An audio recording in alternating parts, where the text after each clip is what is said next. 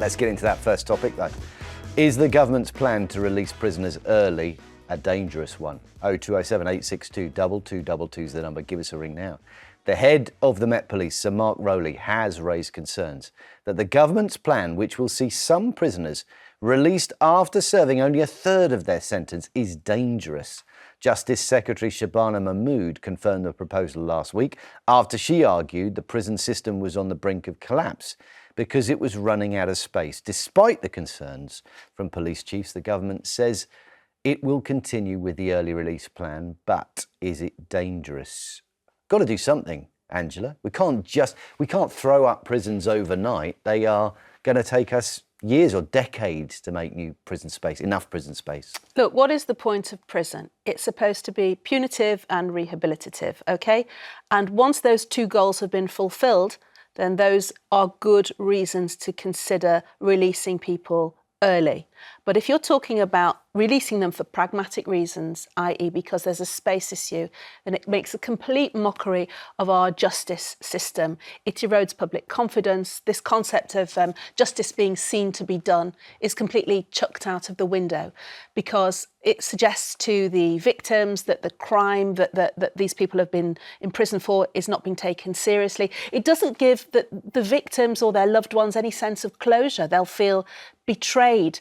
And I think maybe there's also an issue of public safety. I mean, how will we scrutinise who is definitely safe, in inverted commas, because it's a very anecdotal niche thing, to be released or not? There's a reason why a judge passed a sentence on somebody who's committed a violent crime or a particular crime. And there's a reason why the parole system exists, in order to build some latitude into their sort of, as I say, punitive or rehabilitative journey.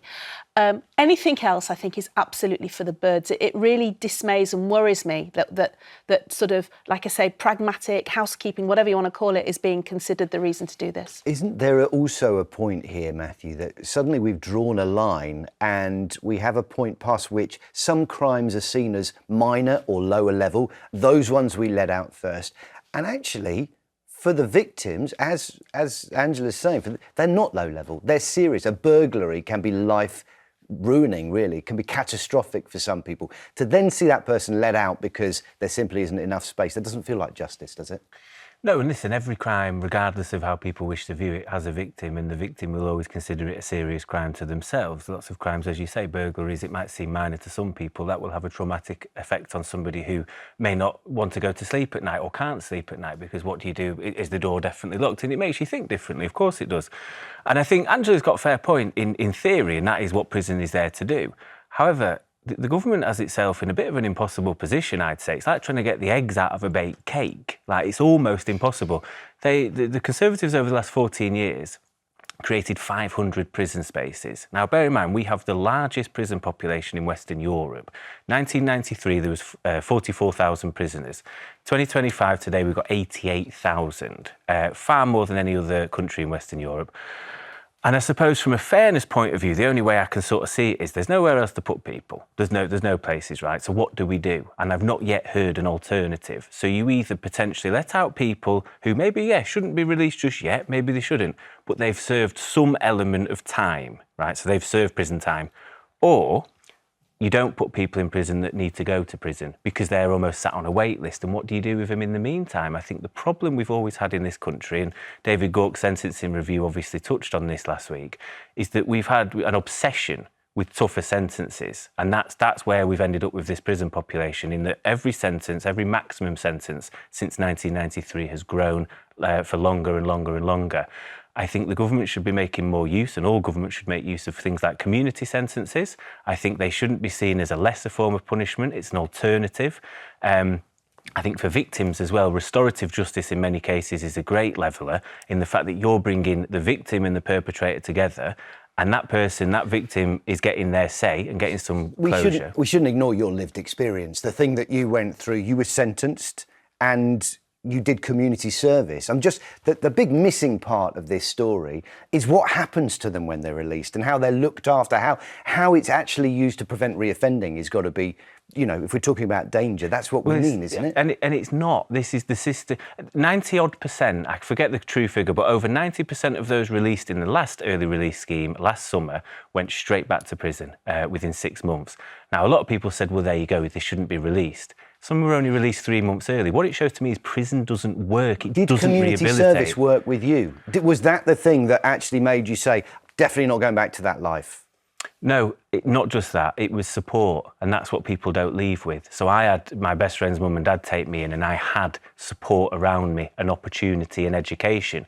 If you spend at the moment in many prisons 23 hours a day in prison and then leave prison on a certain date with a £50 travel voucher, with nowhere to go, nowhere to live, friends and family potentially not supporting or speaking to you, do we expect these people to go back into society and contribute positively? It's not going to happen. I think the other difficulty with this story at the moment, and I appreciate that Matt has had, as you said, that the lived experience, although not a violent crime, I have to be quite clear, you know, absolutely not.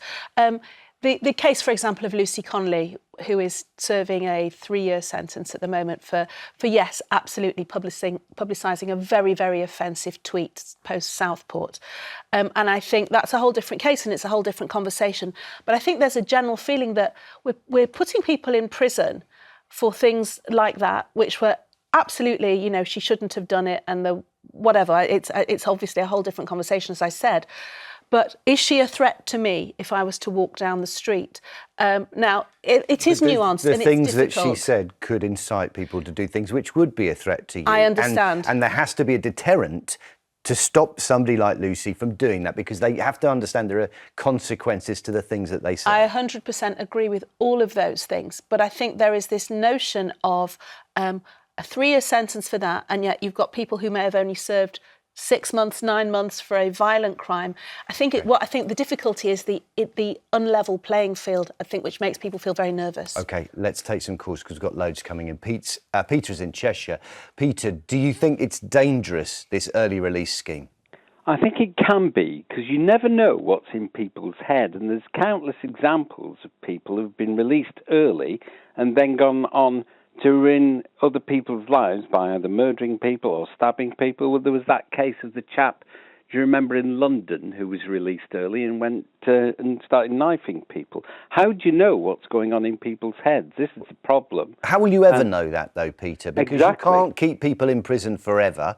No. Whatever their crime may be. Here we're talking about things like theft and burglary. Those are the crimes. Although I did see for one of the previous early release schemes, there was kidnapping and GBH where one guy was released having been sentenced for those. So you have to let them out at some point. But is it going to prevent someone?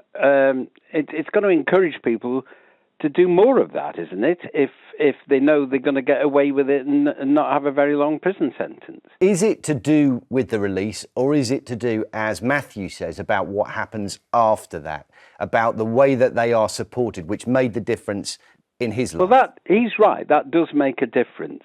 But it's a fine line between... I mean, why would a judge and a jury... Well, a jury will convict. Why would a judge give that sentence in the first place? And he's saying sentences are getting worse and worse and longer. Are they?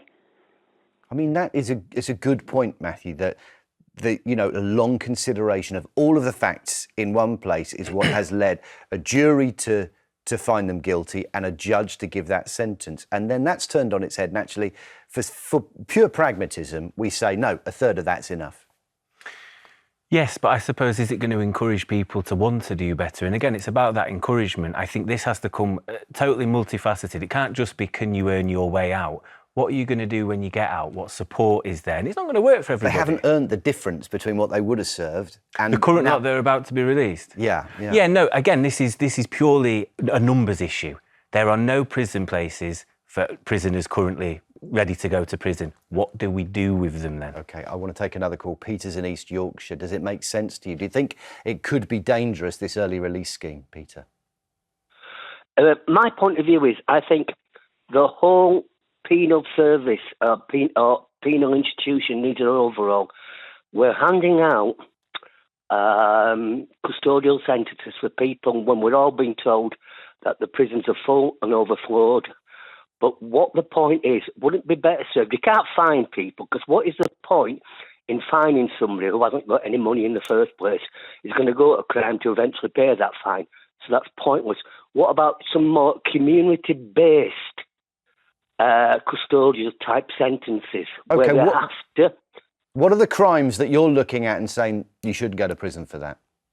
I'm looking at specifically shoplifting, possibly small theft or theft, but again, there's no such thing as a victimless crime, and I fully appreciate that. If someone's stolen your car, then fair enough, you're going to want that person to rot in jail, and that's just human nature. However, the penal service needs an absolute revamp. We shouldn't be sending people to institutions that are full and overflowed where they're going to learn more about crime than they ever did before they walked in. But on the flip side of that, the hue and cry, what will happen when someone who has committed a more serious crime goes out and commits an even more serious, heinous crime, be that murder or rape, after being released earlier from prison. Overall, the penal system, don't look at custodial sentences all the time, because if the house is full, you can't fit any more people in. Let's find a way around it, and overall, the penal system. I mean, OK, let's look at shoplifting. The chances of being sent for a custodial sentence after shoplifting are highly unlikely. Highly unlikely. We've got to look at those crimes which do result in a custodial sentence and start asking which of these is victimless, which of those won't have someone on the other end whose life has been destroyed. Because I know certainly burglary has the possibility to do that. I've been a victim of burglary myself, and it's horrendous, as have other members of my family. And it is absolutely horrendous. But what is the point in sending people to these penal institutions that are full, overflowed? Is it more punishment than rehabilitation? Do they get rehabilitated? Some people do, some people don't. And surely burglary, there must be one of the lowest. better way to treat these people. Burglary has a very low detection rate, but the highest reoffending rate. That's one of the reasons you do it, to stop it happening to somebody else. Take another call. Michael's in Birmingham. Thank you for your call, Peter, by the way. Michael, what do you reckon? Does the early release scheme make sense to you, or do you think it could result in more crime, higher danger for people? Yeah, for sure, Matt. I reckon there's going to be a very big crime wave. I'm not proud of it, but like the guy on your panel, I have been to prison myself many, many times. And I sat in the car with my dad yesterday after hearing what the government had to say. And I was like, it's actually worth me going out to commit crime, because I was a heroin addict. I used to be a shoplifter to support that addiction. I'm not anymore. So what stopped me is the fact that I have 2 kids. So I said to my dad, it's worth going out and doing something. However, I have 2 kids at home. People that are going to be released in the near future, they will not have that backup. They won't have the support, and they won't have that. I don't know whether they will have anything in place, like myself, that will stop them from doing that. Okay. Because it's actually worth going out to commit crime. Michael, were you convicted? Did you serve time? Yes, many. So I'm not proud of this, but I've been in prison over 10 times. Okay. 10, 11 times. And what was your longest sentence? A 7.5-year sentence. Okay, so 7.5 years. Let's say we take 2 years off of that. Yeah. Did those 2 years make the difference? Were they the 2 years? If you'd gone from 7 years to 5, with those last 2 years of the sentence, was that enough to say, I will never do this again? For me personally, yes, because I don't know what it was. I'd been to prison so many times, and I was in a cell, and something in my brain just clicked, and I was like, I'm not doing this anymore. I was then moved out of the segregation unit. I was released within the next 12 to 18 months. So this is my point. That sentence there, that put me off going back to prison.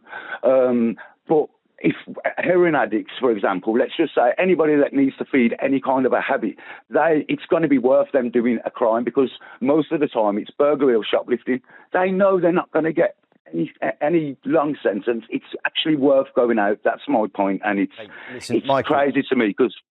Listen, Michael, thank you for sharing your story. I know it's brave to do that. I wish you the best with your struggles, and I hope you stay clean, stay straight, and out of trouble. Matthew, interesting there. what Michael was saying was it was the length of sentence. It was that last bit where it gave him the time to really regret what he'd done, really think about it, and knew what he was missing at home. Yeah, I sort of picked up, though, that it wasn't necessarily the length of sentence. It was the fact that it was this sentence. He got to a point where he went, I can't do this anymore. And I think there's no evidence to show that if you were going to get 40 months instead of 30 months, that you go, I better not do that, actually. And that's the thing. This is not to discredit anything Michael's just said. I think he'd done so much time over a period of time where he's gone, I can't cope with this anymore. I want to be better. I want to change. And that's, in a way, you've got to get to that point sometimes. But I think you get there, as he said, because there was support on the outside. And that's the key for me. But he also got there because he didn't like being inside. And if we're not going to let sentencing appear arbitrary and meaningless, then we have to tell people that there is a chance that your liberty will be taken away. Even to me, to have my liberty taken away overnight and spend the night in prison is terrifying. So we need to have that element of you will not be able to live the life you want if you commit a crime. We're going to take it away from you. I think you could probably speak to 10 different people who've been through that experience and they'd give you 10 different answers about what it was that made the difference to them to make them stop offending and turn their lives around. We have to move on.